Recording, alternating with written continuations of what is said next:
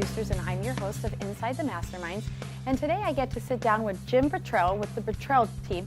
He's also a former Marine, 10-year veteran of the Marine Corps. Hi, how are you? Oh, thanks for having me. Thank you for being here. I know you and I have just been chatting before the camera started rolling, so I got to. Had him rolling. I know, we should have had him rolling, but I got to hear a lot of interesting things that I want to touch on about your life and kind of where you got started. As I mentioned, you're a former Marine, and you are also in charge and the owner of a real estate team. Right. So, but before we go into that, I think it's important, one of the things that I really like to hear about you is your family life. I understand you have 4 beautiful women in your life. Yeah. And I want to talk about that because I'm sure that's helped shape you a little bit. Tiny bit, yeah. So I'm married, and we have 3 daughters. So go ahead and make your jokes now. All right. So 3 daughters. Yeah. So they're. It's funny as they're spread out quite a bit. There's an 18-year-old. There's a 4-year-old, which was very, very planned by my wife, and then there's the surprise baby who's 1. And yeah, as I was telling you, her name's Ashley, but I was really campaigning hard to name her all one word. What do you mean you're pregnant? Bottrell. I mean, that would have been a good rank. She'd be the only kid in the class with a name like that. But wife was just not having it. No, I mean, I probably wouldn't either, but I understand where you're coming from. Yeah. What a great surprise, though. I thought it was awesome. I was having so much fun with the 4-year-old that, I mean, honestly, every night when she's my mini-me. I mean, she has my chin. She looks, I mean, that was actually the second thing I ever said to her. And she's born, she's like 30 seconds old. They put her up on mom's chest, and she was, I could remember this like it was 10 minutes ago. I remember she was struggling, trying to open her eyes, but I think it was just too bright. And I put my hand out, and she grabbed onto my fingers. And you feel that like shock go through your whole body. And I said, "Hi, sweetie, I'm your daddy. Sorry about that chin." You know. But anyway. So the 4-year-old is just absolutely my buddy. She is just tucked into me wherever we're at, and I was honestly kind of feeling sad every night when I'd put her to bed, because I got to do that. I enjoyed that, and I felt sad because I don't get that day again. And then one day I came home from work, and my wife was in the kitchen. She was crying as I walked in, and what's the matter? And she said. She looked at me and said, "I'm pregnant." And I said, "That's awesome," because I was thinking, I just got a new lease on life. I could do this whole thing again. All over. This is great. So it was a lot. It's been so much fun. I don't know what I admire more, the fact that you are a former Marine or the fact that you have 4 women. Yeah, well, What's the bigger challenge? Well, we have a male cat in the house, so I guess I'm set. That balances it out. Yeah, that balances everything. What do I enjoy more? Obviously, I enjoy my daughters quite a bit more. My time in the Marine Corps was phenomenal. I loved it. Loved it. The challenge is amazing, what you learn about yourself and what you can achieve if you just get your mind out of the way that keeps telling you no. I've learned that your mind telling you can't do things is really the #1 obstacle to anything that doesn't happen. Failure, it's pretty much always in your mind. And the Marine Corps was really good at not giving you that option.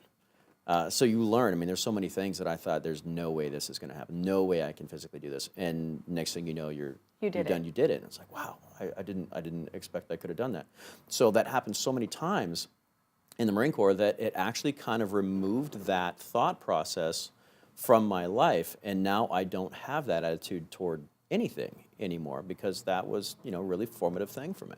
I think that's really refreshing to hear, because I think a lot of people, I mean, we all know the power of our minds. It could put you in a very horrible place, yes, very fast, or it could put you in a very good place. And I think the fact of, dealing with adversity and being able to overcome it just makes you realize, okay, the next thing that comes my way, it's not, can I not? It's just, you do it. You're going to do it. It's not, there's not an option. You just are going to do it. And I think a lot of people struggle with that. I mean, I do. I think it's human nature to every day say, I can't do this. I'm not going to be able to do this. So that's very, very common in society, unfortunately. It is unfortunate. It is amazing what you can accomplish if you just get your mind out of the way. Out of the way. Yeah. You touched on your whys. You have 3 whys. I do. I have 3 whys. Why do I do it? And not wives. Whys, right? Yeah. No, I'm not in Utah.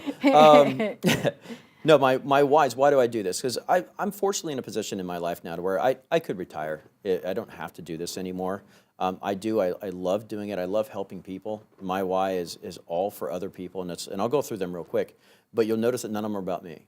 My first why is my daughters, my 3 daughters. As a parent, the most important thing to me is to make sure that they have as many options and opportunities as they can possibly have. I'm going to open the door for them. They have to walk through. I'm not going to do things for them, but I'm going to give them a lot of opportunities. As I mentioned, we have a lot of rental properties and things like that, and I do jokingly tell the one that's old enough to understand that she's getting no cash when I move on from this planet. I'm going to bounce one check in my life. It'll be the last check I ever write because I'm going to spend it all. But what they will get is a number of rental properties that are paid for, and I'm going to teach them how to keep them. You know, how to set up trust, how to do things. I'll teach them about prenuptial agreements. I don't care that you love him. All right, these are yours. All right, we'll go through all of that, and I'll make sure that they're set up. Every dime, every dollar I make is for them at this point in time. And then my second why is, you know, it's very unfortunate in society today that 82% of American public does not have a viable retirement plan. It's a very high number. Yeah, and I'm 48 years old, and I do not believe that Social Security will be around for me in any type of sustainable manner where you could actually sustain your life. So anybody who's younger than me, if it's not around for me, it's certainly not going to be around for you. So you need to start thinking about things like this. Well, and I don't think the younger generation, I mean, I have a younger brother, and I don't think they think or we think about retirement in the same way that maybe our parents did or our grandparents did. It's kind of like not even a thought for a lot of people. Yeah, and there's, you know, I run across people all the time that just, you know, and I wonder, is like, how are you making this work? Or you've seen them, the people that are in their 80s that are still working, you know, and you wonder, it's like, okay, are you doing this because you like it, or are you doing this because you have to, and why? You know, maybe that's not what you had in mind. So in my mind, I know how to set things up to where your retirement is taken care of. Imagine, you know, in your 30s, 40s, or even your 50s, buying some investment properties and then having a renter make the payments for you. 'Cause, I mean, all you have to do is just wake up on the right side of the dirt each day, and the renter will take care of everything. If you set it up properly, right. You know, you can't just go do any of them, but if you set it up properly, it can be done. And by the time of your retirement years, now these things are paid off. Well, there's your Social Security because you're collecting rent every single month, and it's an appreciating asset. And by the way, rental rates go up. So as inflation goes up, so do rental rates. So you just charge more in the rent. And that is your retirement. So that's what I've got set up for myself, for my family. That's how I'm going to get through it. And I can teach people how to do that. And it's very easy for me to do it and just sit down and explain it to them. But you know, it's funny to me. It's kind of basic, but most people, it's like, wow, I've never heard anything like this. And it's like it's actually pretty simple to do with the correct instruction. My third why is my work family. These are all the people that work with me and stuff like that. As long as I get up and go to work every day and do my thing, then they can achieve their whys, and it's all very, very important to me. So how did you make the transition from, you know, 10-year veteran to real estate? Was there anything in between? Was it just an immediate jump? Well, it's funny is my grandfather on my mom's side taught my dad how to buy and sell properties. So my grandfather back in the 40s and 50s was essentially a house flipper. And then my dad, after he got out of the Marine Corps, he was LAPD, worked graveyard, Watts, worked in Watts for 21 years, riding a motorcycle. But during the day, he'd sell real estate. And so he did a lot of it. Usually he was buying and selling his own properties, but sometimes he sold, you know, real estate for other people. And as a little kid, I would go with him. All the negotiations were always done face to face. So he would bring me along to the negotiations. And it was, you know, I have probably my, you know, favorite two consistent memories that I have with my dad is fishing. I'm an avid fisherman, and he taught me how to fish since I was, you know, knee-high to a jackrabbit. And then I would go to these negotiations with him. And afterwards, and it was his favorite part of it, and afterwards we'd be in the car and he'd explain to me, oh, this is why I did this, and this is why I said this, and this was going to create this type of reaction, which then I could do this. So I learned negotiations at a very young age. So that was, you know, very educational. So when I was in college, I started becoming, I got my real estate license, and I worked as a mortgage broker, worked for a lending company, mortgage company. And then I went into the Marine Corps. You know, I came in the officer program, did infantry, did all kinds of fun stuff in the Marine Corps, deployed all kind of places where people didn't like us. And then I got out, and I still had my real estate license, but I'd also achieved my contractor's license. So then I flipped houses for a number of years. Wow. So 2004, 5, 6, I flipped houses. And then in late 2006, it became very obvious that it's not a good time to own a bunch of extra houses. Mm-hmm. So as we were finishing the remodels and selling them, I wasn't replacing them with new ones. And so if you start looking at it and saying, well, I own investment properties, I understand construction, I have a real estate license, I have flipped so many houses of my own, I kind of have all the pillars of real estate. So I said, well, I can just be a real estate agent.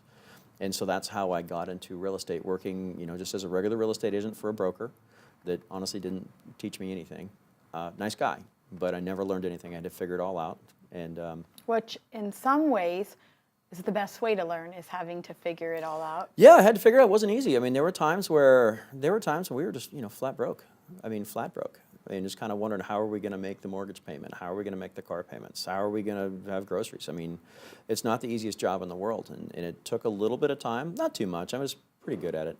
But all I had to do is just get in front of people. If I could get in front of people, I was doing really good. The hard part about real estate is just getting somebody to sit at the other side of the table. That's the hardest part. But then, did that for another company for a whole bunch of years. And about 5 years ago, we broke off and started our own company. And I did a totally different model. It's a team model. So I generate 300 to maybe 1,000 leads per month. I have inside sales agents that set the appointments for the agents, and the agents go on the appointments that have been set for them. And it's a neat little model. Now you, had mentioned that you are fortunately now, from all your hard work, in a position that if you didn't want to continue to work, you really wouldn't have to.